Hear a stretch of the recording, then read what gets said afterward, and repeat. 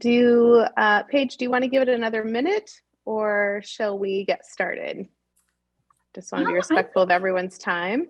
Yeah, I think let's go ahead and get started. And as people continue to pop in, we'll allow them to. Okay, wonderful. Well, good morning, everyone.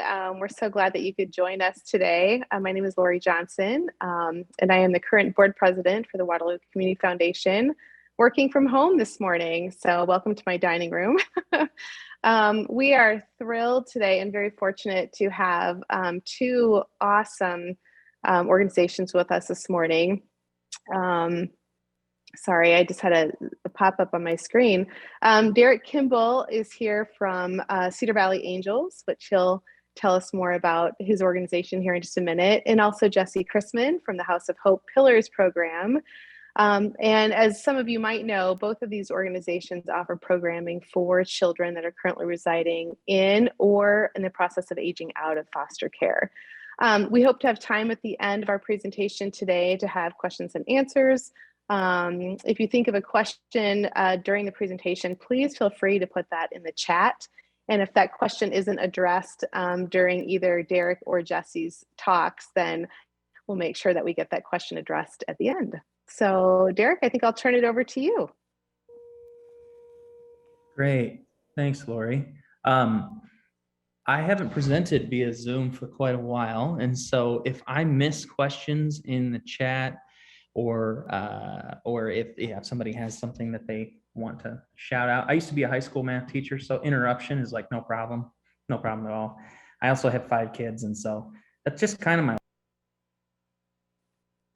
Hey, Derek, we won't expect you to monitor the chat as you go. So you just go ahead and present, and then we'll make sure that if those questions didn't get asked or answered during your presentation with the content you're covering, that we'll throw those out at the end. Gotcha. I've also got a siren going off right now in the background. We're in downtown. Jessie, you probably hear it too. So bear with us here. Okay, I'm going to share my screen and we'll get moving.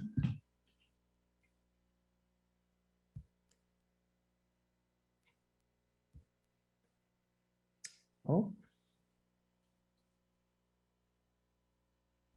1 second, sorry.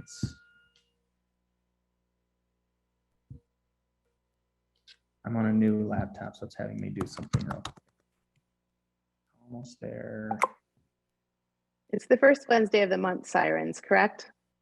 Because it's like 68 degrees and beautiful outside. I think it's every Wednesday at 11, and it is so loud here at Pillars, it feels like it's coming from inside the house. You guys are very safe in the event that we actually need a siren. Okay. Oh, come on. Wrong button, sorry.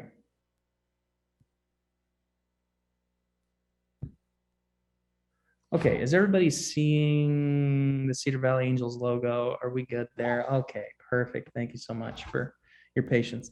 Okay, so Cedar Valley Angels, we started in 2018. I started it, and I'm gonna kind of start by telling you the story, sort of how we got going. I think it helps set the stage for what we do. So this is my family as of the time that we started Cedar Valley Angels. All 3 of my kids in that photo are adopted. 2 international, 1 domestically, just down the road here in Waterloo from where we lived at the time. And what we felt and saw in the community, of the adoptive community, sort of only at that point, was a lot of families talking about trauma, talking about how hard kind of dealing with kids' stories and backgrounds was. It was just like, it was difficult, and it was a thing that maybe made them feel isolated, made us feel isolated. And it seemed like, man, there would maybe be a community of people around adoption that could be really beneficial to adoptive families. We got to know some of those folks. Lots of them did foster care. There's a huge overlap in that Venn diagram. Sorry, used to be a high school math teacher. So there's your Venn diagram, your lesson for math for this morning. And so when we became licensed foster parents, 2015 or so, something like that, and started to get kids into our home. And not only now are we dealing with trauma and dealing with soccer practice and dealing with school conferences, but there are court appointments, there's therapy, there's just conversations between my wife and I of how can we meet the needs of our kids to the best of our ability. We both worked full time and just kind of had, I would say, pretty typical lives, but with the additional component of kind of doing foster care and trying to really raise these kids the best that we could, it was kind of like, man, this feels hard. It feels like even our own extended family maybe doesn't quite get what it is that we have gotten ourselves into here. And so I started to hear this same story from lots of other foster parents and thought, it seems silly that there's no way for people in the community to come alongside kids in foster care and their families. We reached out to various churches or civic organizations about that idea, and no one was really doing it. My DHS worker for our home at the time kind of verified with me, like, yeah, there isn't really an organization that does what you're describing. And I thought, man, it would be great if we had some volunteers to pick up some kids for soccer practice, because sometimes my wife and I have to go 3 different directions and there's 2 of us with our 5 kids. And man, it'd be nice to have a ride, or it'd be nice if somebody wanted to bring a meal on this night when it's like we get home, it's already 6:30, dinner hasn't even started. It would be nice to maybe have somebody to lean on emotionally to say, like, man, court was really hard. This thing is happening with my child's biological parent. And just have a way for people in the community who maybe would love an opportunity to come alongside kids and families in foster care, but don't want to foster themselves. It was kind of like wild to me at that time to think, you can foster, which is an entire lifestyle change, or you can not do anything. There was no middle ground. There was no way to kind of come alongside families. And so to me, it seemed like a rather simple idea to maybe start a group where families in the community could come alongside foster families and support them in whatever ways they need it. And then I happened to come across Austin Angels in Austin, Texas. And they were already doing this thing, and they were in the process of launching chapters of their organization around the country. And so we contacted them and I asked them, hey, would this be something that we could do here? And they said yes. And I was kind of in the process of figuring out, how do you start a nonprofit? How do you run a nonprofit? How do you work with the child welfare system? So we took the leap in 2018 and kind of started Cedar Valley Angels. And as I started, I was pretty appalled with local statistics. There's lots of national statistics, but these statistics are actually from Black Hawk County, and they're a few years old now. But only 3% of kids will graduate from college, despite having lots of access to funding. Really, it's not a funding issue, it's a relationship issue. It's like, I was an idiot when I was 18 and went to UNI, and I had 2 great parents, grew up in the same house for 18 years, and I did dumb stuff. And without my parents, I wouldn't have probably been successful. And I think about that and I'm like, well, a kiddo that's lived in 10 homes and maybe doesn't have a, intact relationship to help them figure out what the FAFSA stands for, or how to deal with, getting into a dorm, or what's a deposit on an apartment? What's that even mean?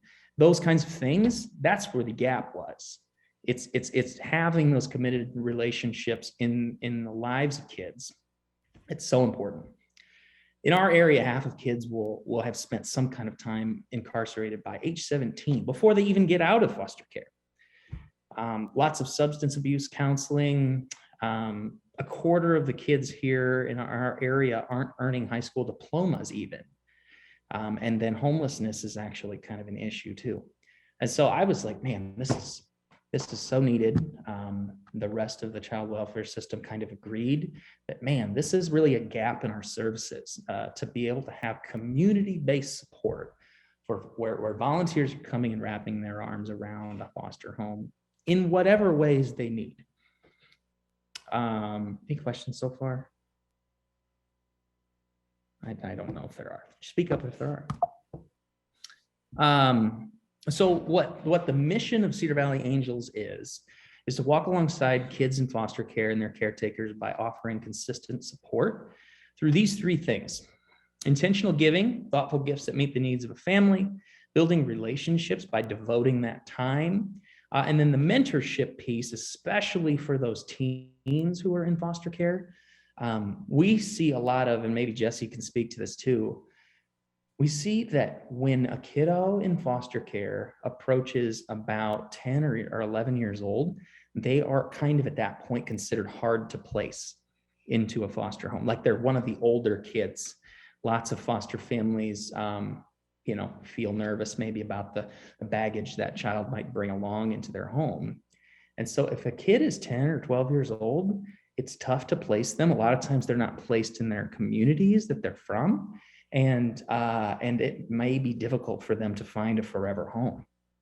And so the mentorship program that we have for those teens in foster care, I feel is really, really important. We're a little bit newer to that work, but I mean, that's where the rubber meets the road. The kids, when they're teenage years, have to have somebody kind of helping them navigate that time. So that's kind of our mission. The Lovebox program is our biggest and probably will always be our biggest program. We call it the Lovebox program because initially a volunteer group in the community gets matched with a foster family and they bring a box to the home. And that box might have games or gift cards, or it might have laundry soap, or it might have back to school clothes, or it might have back to school supplies.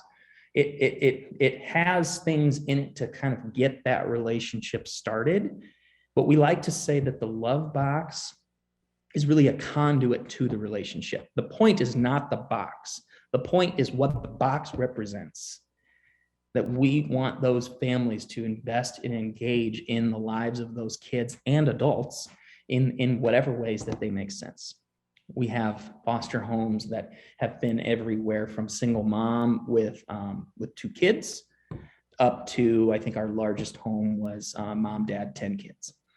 10 kids and 3 in foster care, 3 biological and 4 adopted, something like that. So we've got multiple sizes of homes, multiple sizes of groups that come alongside those families. In the Lovebox program, we ask our groups to be, it says 8 to 10 there. And most of our groups are actually much smaller than that now. It used to be a little bigger. I don't know if COVID kind of plays a role there or what, and I'm not really sure. We ask our groups to volunteer for 18 months with a family at least, because it takes a long time to build that relationship. And lots of kids in foster care have had people come and people go.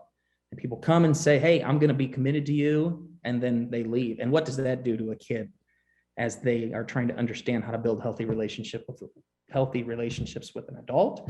They need people that are going to stick around, that say that they're going to be there and they're going to continue to show up, week after week, month after month.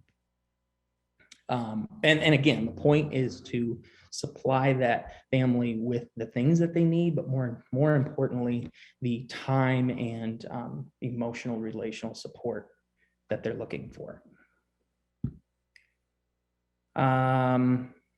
This is kind of the same thing. I'm going to skip that because I say a lot of words. Here's some Lovebox examples. There at the Sportsplex with one of our first groups that we ever ran. Ben there is a good friend of mine. He's also a foster parent now. He wasn't then. With one of our very first families. And then, of course, the box can have supplies like what is in that upper left photo there. With our volunteers, we are kind of recruiting them all over the place, really. Any avenue that we can speak to volunteers, we speak to them.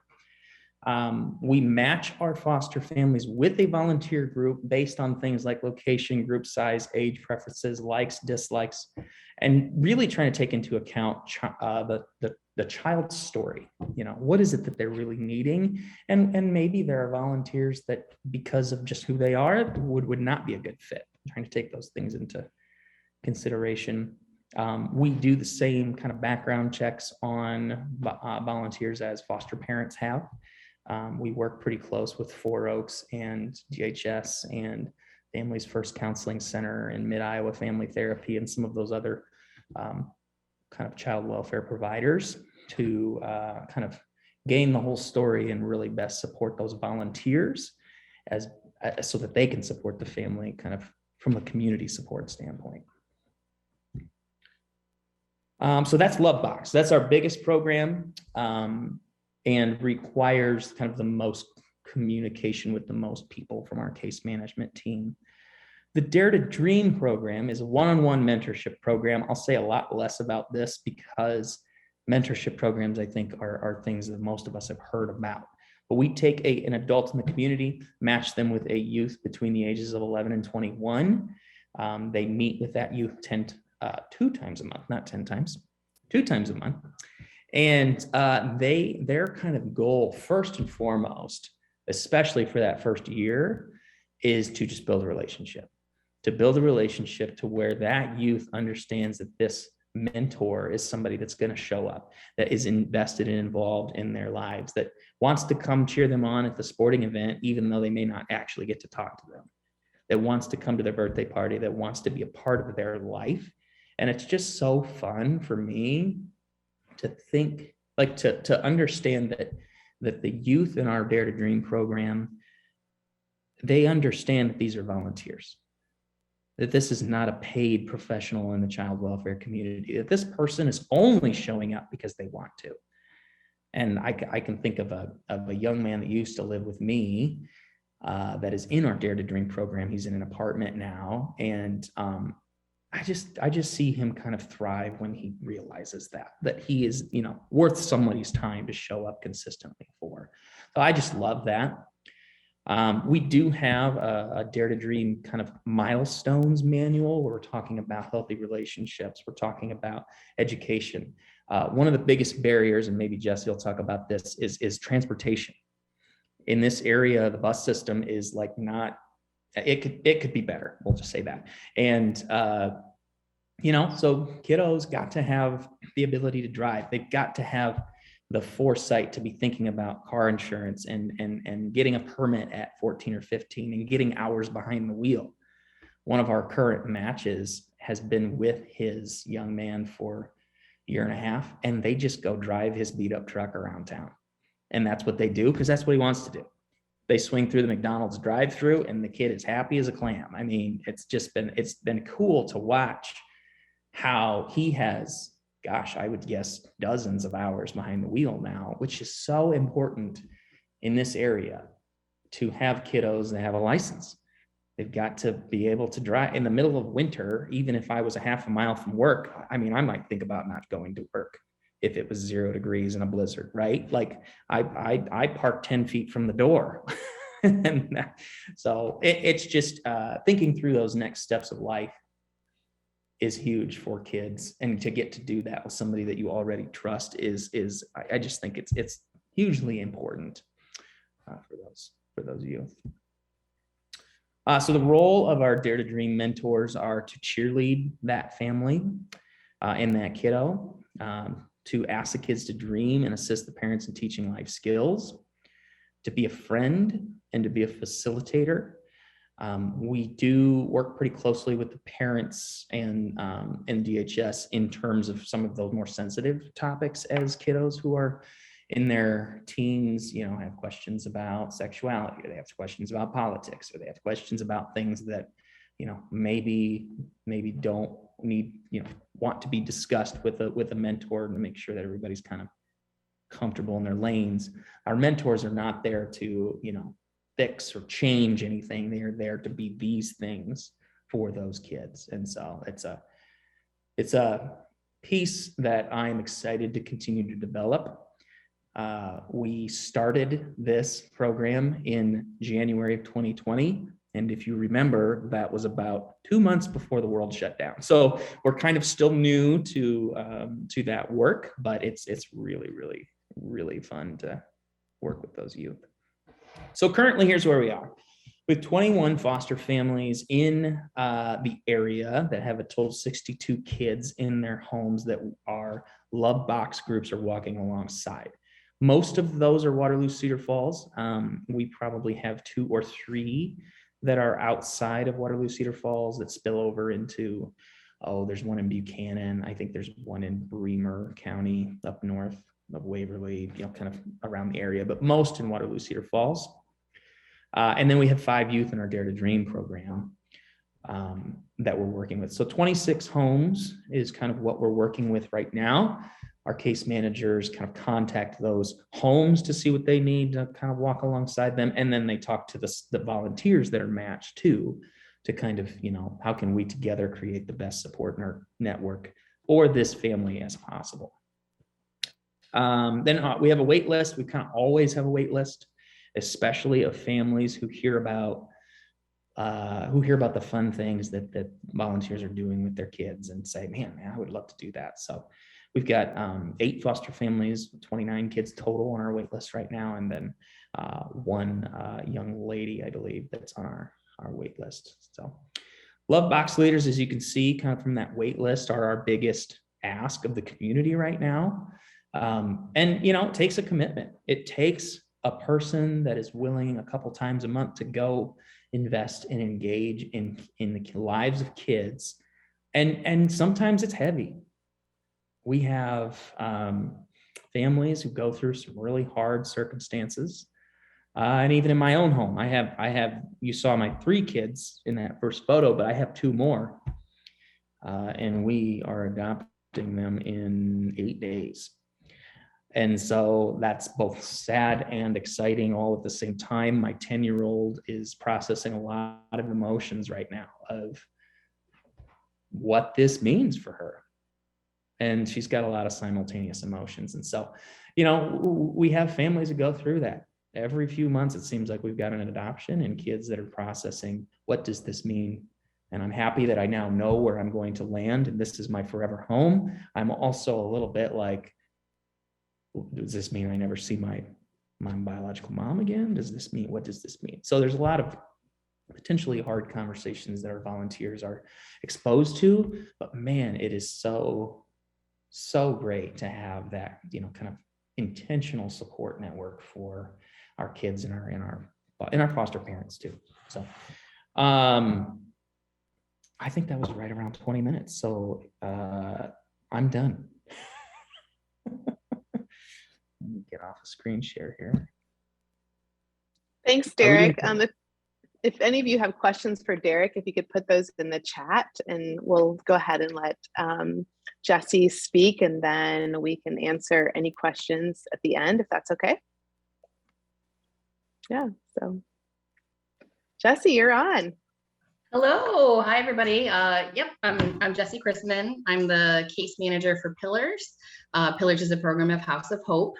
I am gonna share my screen. I got a little bit of a PowerPoint just to help keep me on track so I don't ramble too much. I'm a bit of a rambler. It covers a lot of ground about the history of House of Hope. And I'm hoping, since this is Windows on Waterloo, and most of y'all are local, that you're familiar for the most part with what House of Hope is and what it has to offer. So I'm gonna try to skim over that a little bit and just focus on Pillars, because Pillars is one of our newer programs. So you might not be as familiar with what we do over here. So let me share my little PowerPoint. It is not super sophisticated because this is the first time I've done a PowerPoint since high school. So bear with me. All right. So can everybody see that? Awesome. Thumbs up. Cool. All right. So like I said, Pillars is a program of House of Hope. How do I advance it? Enter, spacebar. No, it's not letting me advance it. There we go. Okay. I think it's just lagging behind a little bit. So basically what Pillars is in a nutshell, it's a transitional housing program that's for young women who've spent some of their teenage years in out-of-home placement. So that could mean relative placement, that can mean like traditional family foster care, group care. It can be experienced homelessness, just some kind of family disruption during those teenage years. We're not super specific on what that looks like. We just know that these young women need a place to live and they need support. So we've made some exceptions as well. For example, we had a young woman who was discovered by one of the local school counselors who had been living in a hotel. So she was still in school, in high school, but was living on her own in a hotel because her home environment was not safe. So even though she never had any official DHS involvement, she was already 18 at that point, we were still able to make an exception because she needed a place to live and we had a place for her to stay. So I'm glad that, being a local private nonprofit, we're able to make those kind of choices to help accommodate the needs of the community instead of having to jump through a ton of hoops. We can just make it happen. So that's really cool. So yeah, women can be between the ages of 18 to 24. They can stay here for up to 2 years, like they can at the other House of Hope program. So the other House of Hope is transitional housing for homeless single moms and their children up to the age of 18. Here, we're just housing for housing insecure young women. Let's see, Pillars, it's on Walnut Street. There's a little picture of our front porch there. That's when our yard was looking good. It needs a little bit of TLC right now. But Pillars is a converted duplex. We have 5 bedrooms available for young women. So that means that we can house up to 5 young women at a time. Even though they can stay here for up to 2 years, they don't have to stay for that whole 2 years. So we've had young women who stayed for maybe, for example, a young lady who moved out this previous winter. She was only here for about 2 months because that's all she needed. She just wanted to get her finances right, get a good job, get a good income, pay off some debts, and then get her own place because she was super attached to her cat and we can't have pets here. So she was really motivated to find an apartment that would be pet friendly. So we helped her do that. And we still have an awesome relationship with her. So yeah, the young women can stay here for the full time or for whatever they need before they are ready to move on. We don't have any kind of a tiered program where you move through the levels before you're able to leave. While we do have, some programming expectations that I'll review, we don't have any set amount of time that they're expected to stay. All right, so this is all the House of Hope stuff that I'm gonna try to skip. House of Hope is 25 plus years old. It was originally created by community members using the Christian community development format. I don't know if it's a format really, but it's kind of a philosophy that just says that, if we're going to assist these communities, this is the best way to do it. Basically, we want to cultivate relationships with that community. We want to identify current leaders of that community. We don't want to just barge in and tell everybody how to live their lives. We want to, a phrase that Derek used a lot and something that we say a lot too is walk alongside. So we just want to offer support. We don't want to take over.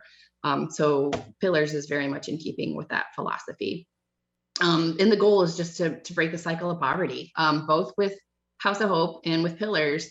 We see a lot of generational poverty, and we want to create healthy, happy, self-sufficient families and individuals that can, break that cycle of poverty and create generational wealth and success, whatever that might look like by reaching their goals. This is our mission and vision that can be found on our website if you're interested. Basically, our big tenets are respect, empowerment, stewardship, accountability. And one thing that I can't say enough about House of Hope is all of the staff. We have lots of different staff now. We've really expanded within the past even 2 years, 3 years to just reach different needs in our community. And we all are super passionate about empowering these women. It's something that we all care deeply about. So that's really cool when we all get fired up about, making good trouble for good causes. So House of Hope programming. We do have the transitional housing at the West 4th location for the moms, where we have the 15 apartments, and the Pillars, where we have the 5 different rooms.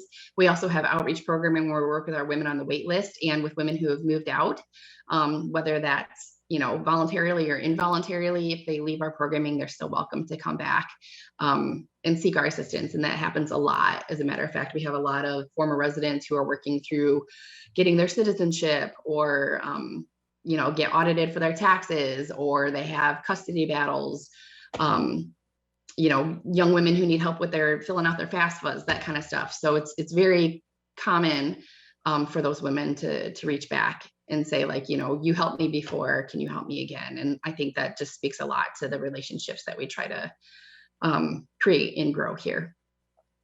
Boost is a career readiness program. So that's available to our women on our wait list, as well as our residents. And it just is basically 2 classes of employment education, and the women are compensated for that. And then they're placed with one of our local community partners. We have lots of different businesses that have volunteered to take on these women, and they basically hire them on a probationary period. And at the end of that period, if they decide that they want to hire them on themselves, then they can take over their payments. And House of Hope would slide out of that scenario, and they could just have an awesome, well-paying career.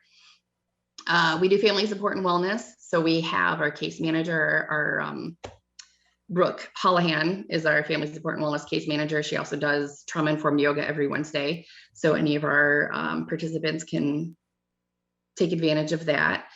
Framing Hope is our collaboration with Habitat for Humanity. So we have had more and more women. We're going to take over this Walnut Street neighborhood. If you're familiar with the Habitat houses out there, we've got more and more Framing Hope participants and soon to be graduates. And that's just so cool to see that they're leaving our program as homeowners, which is a goal that seemed unattainable even a few years ago. So that it's just been an amazing partnership.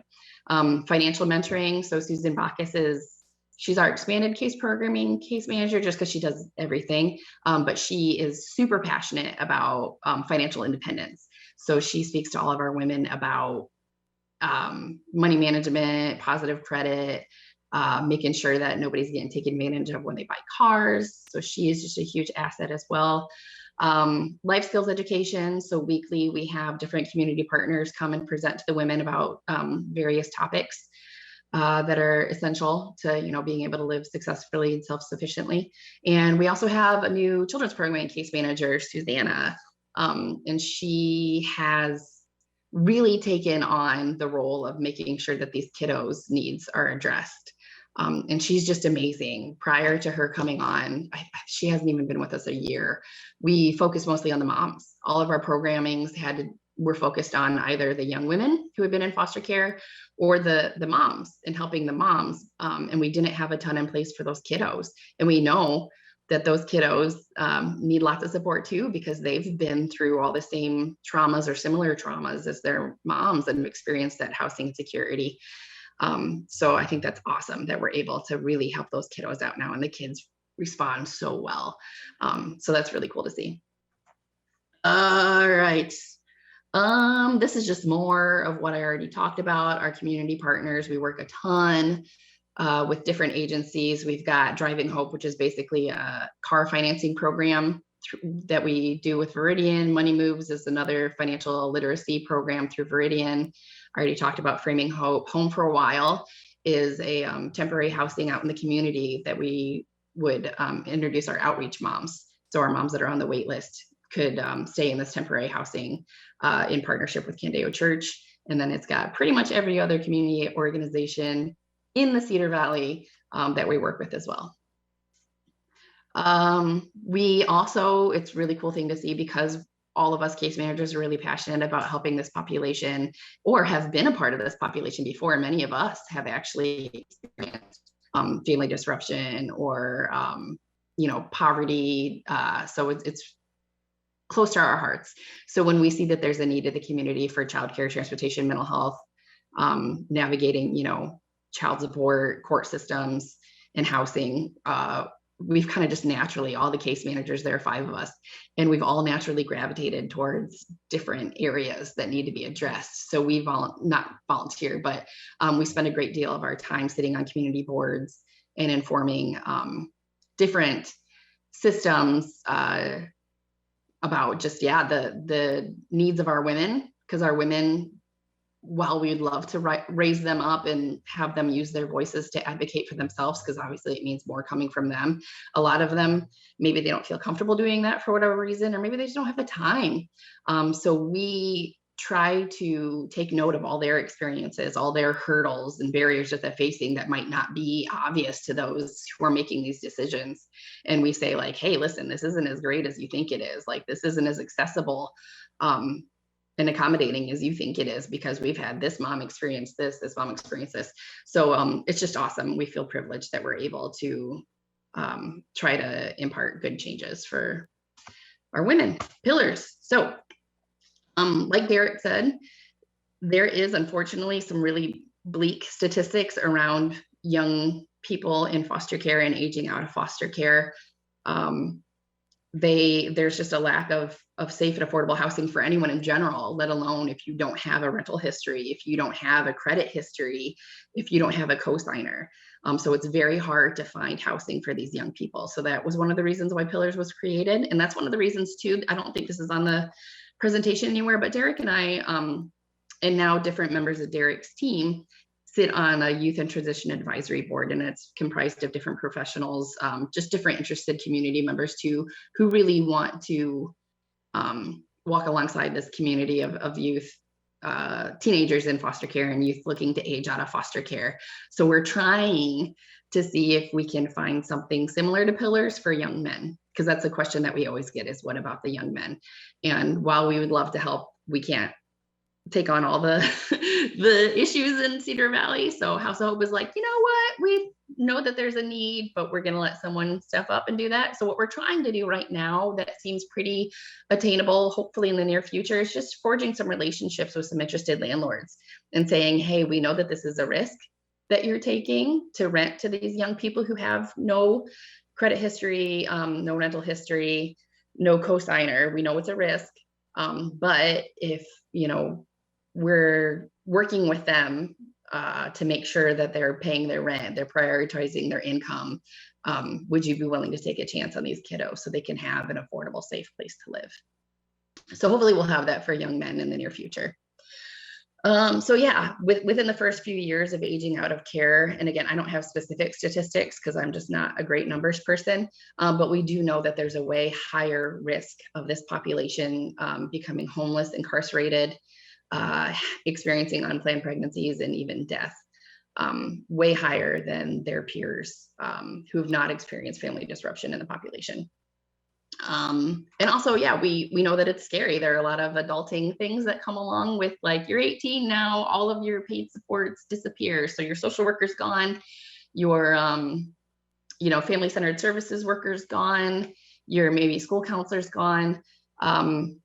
If you're in, like a Bremwood or group care type situation, and you're used to your schedule being pretty much dictated for you all day, every day, and you don't have any idea of, like, what do I do with myself now, then we just want to provide kind of a safety net. So Pillars, even though the women here are expected to deal with, or to be comfortable with a great deal of independence, I'm not I'm the main person here, and I'm only here Monday through Friday, 8 to 4. We're not staffed 24/7. We don't have on call necessarily. They can reach out to me if there's an emergency off hours, and I'll help direct them, but we don't really have on call. So they do have a lot of independence here, but they also have a safety net. So I'm here during the day for them to come say, like, I got this weird letter, what does this mean? Or is this phone call a scam or not? Like, just lots of different questions. And we work on, their goals and planning for their future as well. So like I said, 18 to 24, we have changed the rules a little bit initially when Pillars, and I know that I'm already going on time. Originally when Pillars was built, we wanted to prevent women from being eligible for the other housing program through House of Hope. They saw that there were a ton of women who had come through House of Hope who had been in the foster care system during their youth. So they're like, how can we stop them from becoming those homeless single moms that would be eligible to live at our West Fourth location? And so we didn't want women who lived here to become pregnant, but we know it happens. Stuff happens, like we talk about, that's not a taboo topic here. We always talk about healthy relationships and consent and healthy, safe sex, because we don't want to perpetuate that cycle. But if it happens, we don't want to say, like, oh, sorry, like, you're not supposed to get pregnant when you're here. Or we've had young women before who met all the other eligibility criteria. They had family disruption and they were between the ages of 18 to 24, and they had a child.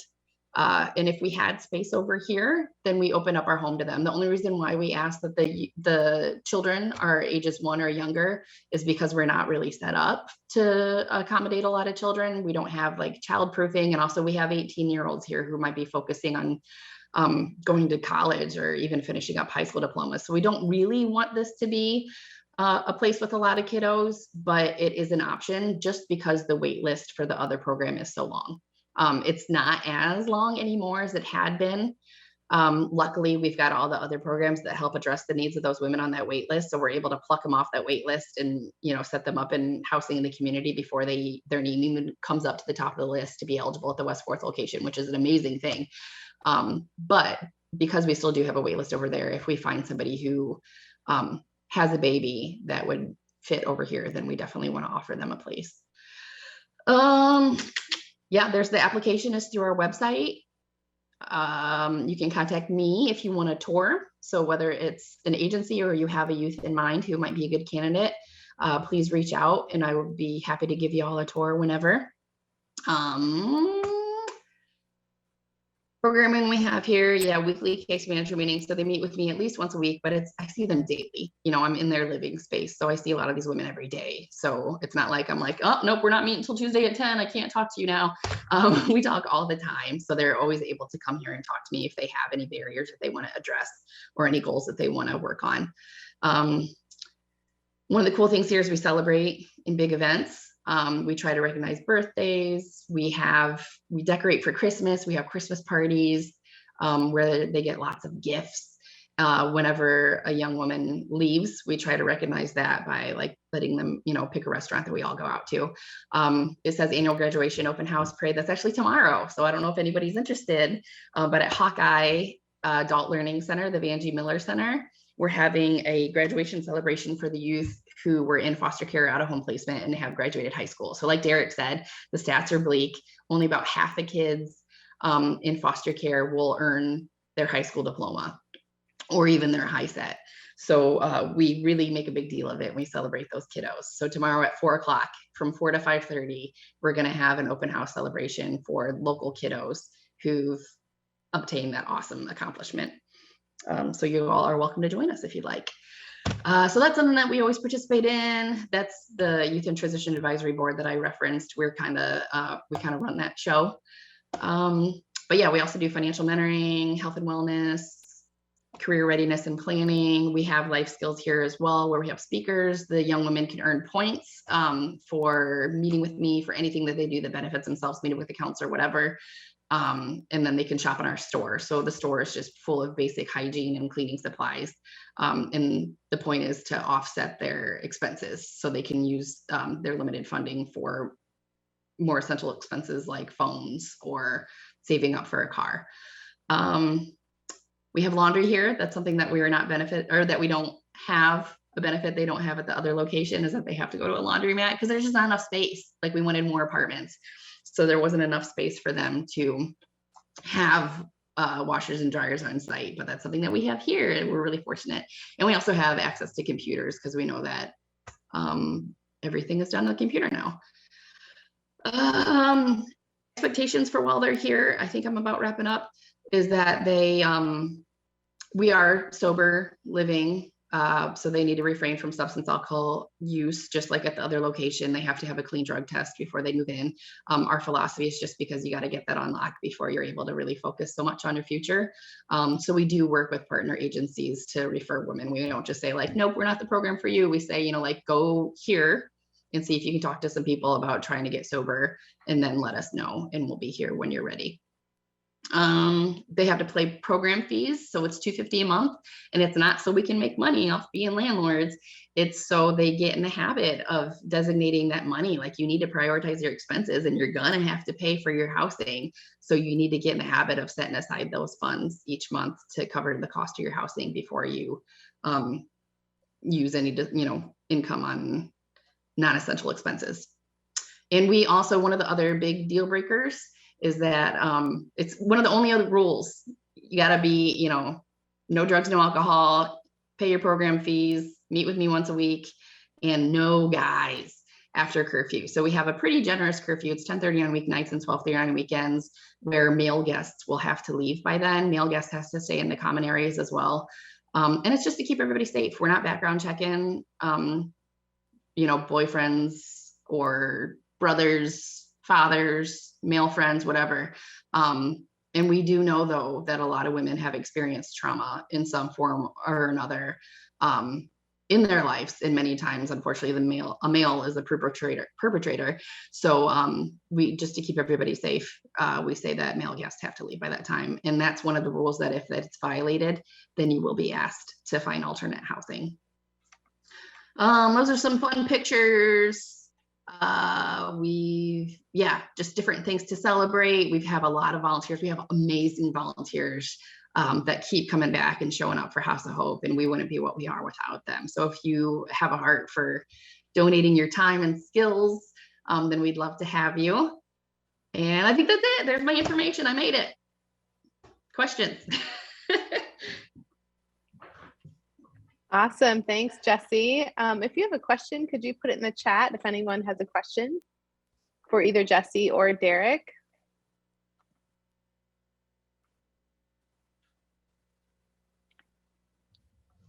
I have a question, and I'm just going to go ahead and say it out loud since I'm already have my speaker unmuted. But what do you think would be some of the most important things? And Jessie and Derek, this would be for both or either one of you who wants to answer this. What do you want, I think, our community members to know about foster care here in Waterloo, or those first, 2 years after they've aged out of foster care? And maybe that's a two-part question. Yeah, maybe I can go first, and I'll speak to the foster care part, Jessie, and then. Sure.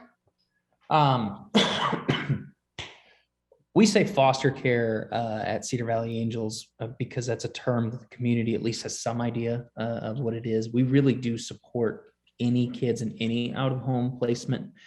And one of the shifts that we're seeing in the child welfare system sort of at large is more kiddos placed with family or friends of family, or aunts, uncles, grandparents, that kind of thing. And so we are seeing more kids that are being placed in those kinds of environments. And we walk alongside them the same way that we would walk alongside a traditional licensed, unrelated kind of foster home. But because of that shift, we have seen over the last few years, the numbers drop for the number of licensed foster homes in Blackhawk County.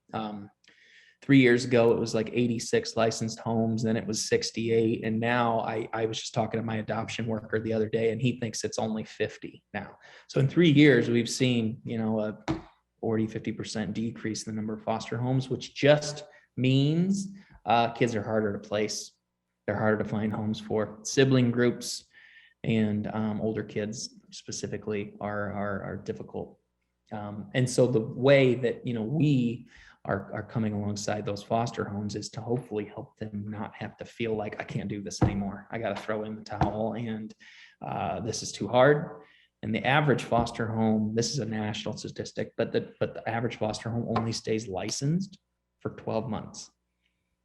And they take by the time you take the classes and get the background check done and all that, it takes every bit of 6 or 8 months to get licensed. So Four Oaks is constantly trying to relicense more homes because we just can't keep them licensed. So I would say that that's why programs like Pillars and our programs are so important, because we'll have a whole generation of kids growing up without the relational support that they need to be functioning adults. And nationally, 80% of the prison population has spent time in foster care. And you think about what that could mean if we could support those kids adequately for our literal state and country. So anyway, I'm going to keep going if I just keep going. So Jessie, Derek, what would you say? You answered that question so well. I would just add that we need, more foster parents who are willing to take on teenagers, more foster parents that look like our kids look too. We need lots of different representation in foster care, people who are, diverse populations, different family makeup, We do know that unfortunately a lot of teenagers especially are in out-of-home placement or foster care because of their identities and their preferences, and that's just a shame. So we need to find more welcoming families. And yeah, we have some of our best, most awesome foster families are 2 dads or 2 moms or a single parent. And how awesome is that, that, you know, we can just represent all different populations to accept all different kinds of kids and their identities and make them feel comfortable and welcome and not judged. But yeah, just not only the need for foster parents, but just relational support. There are a lot of paid professionals in these kids' lives. A lot of them, like I said, disappear when they turn 18. Even the ones that stick around are still, like, I'm still a paid professional. They joke and call me house mom, but it's up to them what kind of a relationship we maintain after they leave here. So informal supports is huge. So we encourage kiddos to branch out and find healthy relationships of people who are just in their lives because they want to be in their lives and they, you know, genuinely want the best for them and just want to support them. Because yeah, it's a lot of times they don't know what healthy relationships look like. But in studies, again, I wish I had the stat at the top of my head, but I know that there have been lots of studies where young people who are, you know, have graduated from the foster care system, foster care alumni who are, you know, now onto their young adulthood, identify one person primarily. There's just one healthy support, healthy relationship that they can point to that changed the trajectory of their life. So it's so cool to think that you could be that one person and, you know, maybe you don't even know that, or you'll never know that, the impact that you'll have on one of these kiddos' lives. But yeah, just to think that they can point the finger at, like, that person really cared about me, and that changed who I was. So yeah, just if you can offer friendship to any of these kiddos, that'd be awesome. Great, thanks, both of you. I think as community members, we should have some pretty significant concerns about the low number of foster homes. So thanks for making us aware of that. There is a question in the chat, and I think, Jessie, this is probably directed towards you. Can you tell us about the difference between programming that is provided for women at Pillars and the programming that is anticipated for young men? Well, I don't know that we have any programming in place per se for the young men, just because we don't have any agency that's kind of stepped up to take responsibility for that. So if we were to go that route, we'd have to, you know, find funding, we'd have to get requests for proposals. And unfortunately, you know, social service agencies kind of are hurting across the board. A lot of us are struggling to find staff and funding in every agency, every business, every organization. Social service is no different in that we've kind of been hurt for that. So unfortunately, we're seeing programming tighten up. I don't know if I can say that there's been like a decrease or lack of options, or programming is kind of folding. I mean, sometimes it is. But yeah, we haven't found an agency to step up to be responsible for programming in place. So what we're anticipating, what we're hoping, is that the young people who participate would be involved in aftercare. So aftercare isn't really something that I addressed, but in the state of Iowa, we have Iowa Aftercare Services Network. It's comprised of, I think, 10 or 11 different agencies statewide to provide case management to every youth in every county. It is voluntary. If the youth decides to participate when they're aging out of foster care, they can have this voluntary case management where a social worker will meet with them just twice monthly to cover all the life skills stuff. And also, if they're eligible, they can get a monthly living stipend to help to secure their housing for that time that they're eligible. It was originally from 18 to 21, and now we have what's called extended foster care until the age of 23, where we have limited funding available for those youth. But what's most important is that that relationship, that source of support, stays intact for an additional 5 years after their DHS case is closed. So those young men would ideally be in aftercare, so we know that at least they have that support, but it wouldn't be anything as intensive as what we have in Pillars right now. One exception I would say to that is like we have a young man who's 19 who is in aftercare, and we have a mentor through Cedar Valley Angels for him kind of as well. Now, it's not a program specifically, like Pillars, definitely not that intensive, but we think long term that especially matching teens in our Dare to Dream program that are 11, 12, 13, 15 years old, and having those mentors walk with them well into adulthood with case management through Cedar Valley Angels through age 21. We hope to see that alongside some of those partnerships with local landlords, like what Jessie was mentioning. In fact, our 19-year-old is in an apartment with a landlord who is an adoptive parent. And Jessie, I don't even think I've told the committee about this yet, but I think they could be another landlord option for us aside from the ones we've already kind of explored. So it's kind of a we're piecing it together, I feel like. And yeah, it would be great if an organization would step up and own it like Pillars. But at the moment, I think we have at least some decent leads on kind of partnering together between Aftercare and Cedar Valley Angels and landlords, and to kind of at least make some progress there.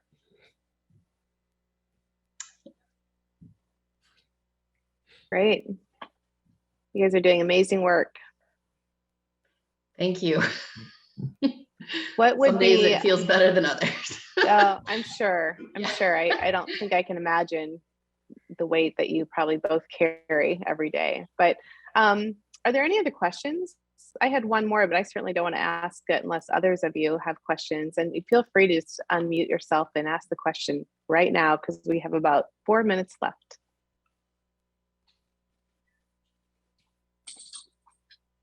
If each of you had to pick, yes, Paige, go.